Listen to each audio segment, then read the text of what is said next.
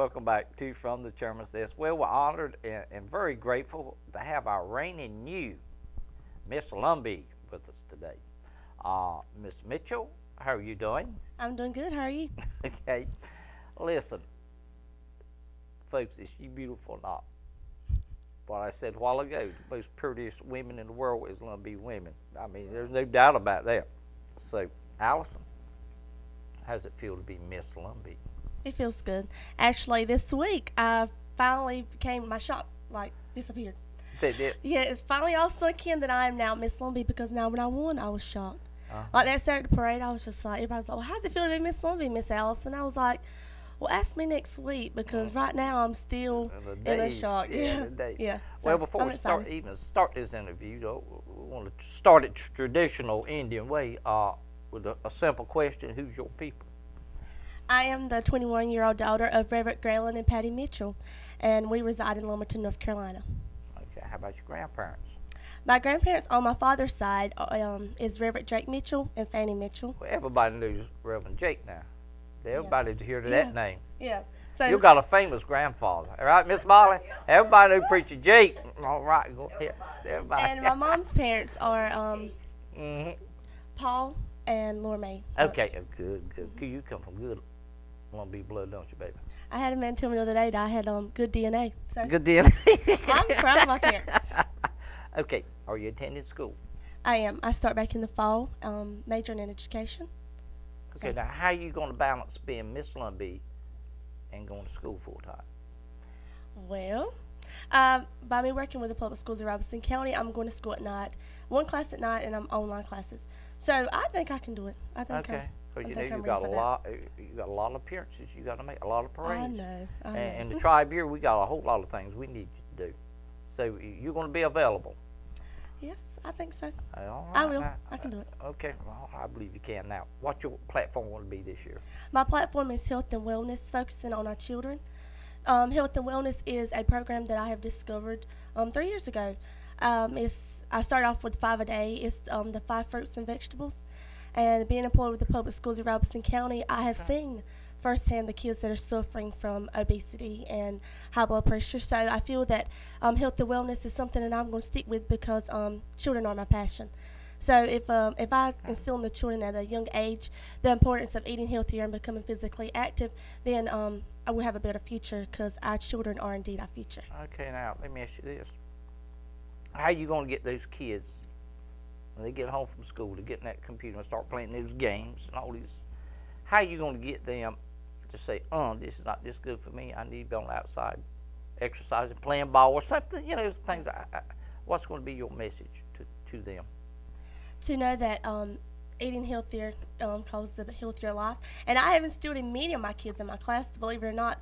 I have a child in my class named Malia. She comes to my house all the time. She wants to come all the time. Miss Allison. But kids love to dance. I have realized that the kids love to dance. And so if a child dances all the time, that works everything. That's right. That works everything. So I tell them all the time, you don't need to eat that. So many of my kids in my class are like, Miss Allison, that's not good for me. I was like, you're right. That's right. So you have to keep pushing them. In fact, I tell you what, if this is going to be your platform, I would invite you back to do a little segment for us just on that. I think that'd be a wonderful idea for our kids because we get a lot of kids watching this program. Would you mind doing that for us? I would love to. All right now. Okay, now you've got a lot of going on in your life. Your dad's a minister. Your granddaddy was a minister. So there's been a lot of peer pressure being put on you. Allison, let's go do this. Allison, let's do something wrong. How did you, and this is one question I always ask all Miss Lumbees, how did you just say, no, it's wrong? And probably 10 or 12 kids there, and you it's wrong, I'm not going to do it. I'm going to walk away from it. How did you do that? Like you said, being raised in a Christian home, my father always told me, I know I raised you in a Christian home. You might go astray, but you will never forget where you came from. And I've had that to happen to me. I've had many of my friends, Allison, let's do this, let's do that. But the one person that comes to my mind is my father. And I could see him clear as day. Allison, that's not right. And I'll say, well, and I'll tell them, let's do something else. I'll change them. I won't necessarily say, well, I'll tell them, that's wrong, but I don't want to think, well, God, she thinks she's better than us, because many people think that. Right. And I'm watched closely by my father being a pastor. People look at me as being different. Right. But, I'm no different than anybody else, and I'll tell anybody that, everybody's going to do wrong. So, but my friends, I've had plenty of friends that have done that to me, and I'll change it. I'll say, let's do something else. I think we'll like this. So, I always see my daddy. Because I am a daddy's girl. Okay. And I don't want to hurt him for the world. Well, so good. So what you're saying, you're no different than any other Lumbee kid out here as far as peer pressure. I'm no different. Everybody's going to go through that. So I can't say, well, now that I'm older, I can instill to them the importance of peer pressure and how to, change that. But growing up as a child, I don't look at myself different. Okay. I'm still human, and humans are going to do wrong. So, and by me being a pastor's child, I did get looked as, I lived my life the way my father lives, and necessarily it's not true.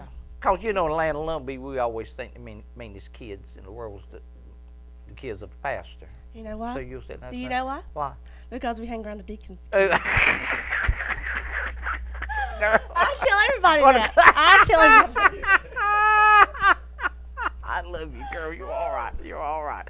See, what you're basically saying is all right. It's cool to say no. Yeah. Yeah. All right, now. Why do you plan to major on in university? What's going to be your major? Have you made your mind up? Since probably education. Since you love kids. I started off in nursing. I wanted to be a nurse. Okay. All through, growing up, I always wanted to be a nurse. I wanted to be a pediatrician because I really love kids. Right. Well, I'd done a little job sides at the hospital, and I seen a child stillborn. I was like, oh, no, this is not for me. So then my mom was like, well, Allison, why don't you try teaching? Because my mama works at the Board of Education. She's been there for years. And my father teaches at Lumberton. I was like, Mama, I don't know if I can do that. Being in the classroom every day with a child, I just don't know. She's like, well, Allison, you love kids, just try it.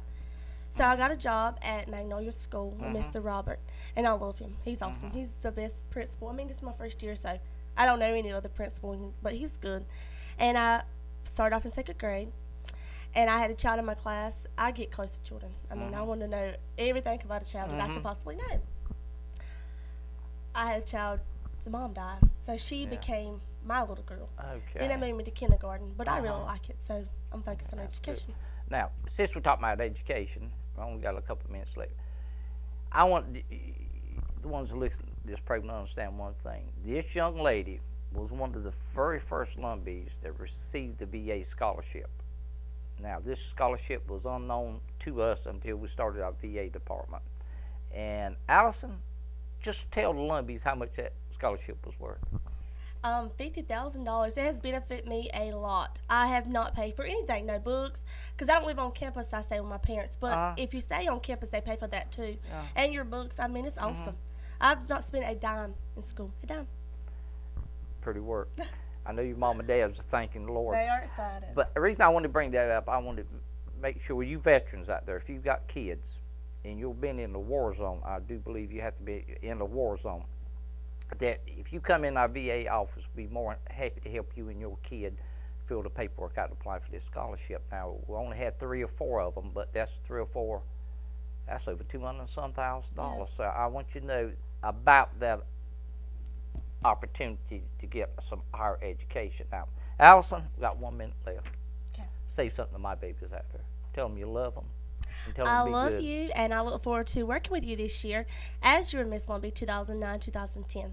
Can the churches call you if you got time? Would you go visit the churches? Most certainly.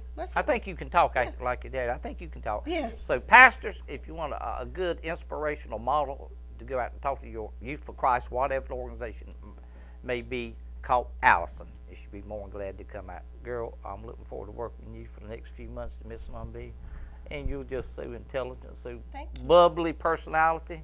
So glad you didn't take after your daddy. But anyway. That's what I got from talking. We'll take a short break and be right back from the chairman's desk. That's good, girl.